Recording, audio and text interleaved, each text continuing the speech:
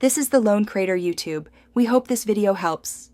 You begin by opening Answer Socrates and signing in. Use a Google, Apple, or email account so you skip long forms.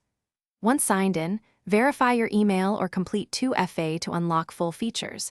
This prevents account limits. Make sure to set your display name and select 3-5 expertise tags so the site surfaces relevant questions to you. Once done, check notification settings and enable browser alerts if you want real-time question prompts.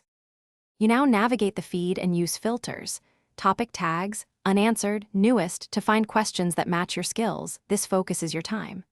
Once you open a question, read its full context and any comments so your answer addresses root needs. Draft a structured response. Summary, steps, and example.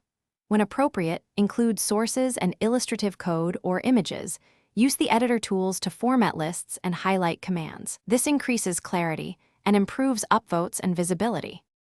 You finish by previewing and publishing your answer, selecting visibility and adding precise tags so others find it quickly. After posting, monitor comments and notifications.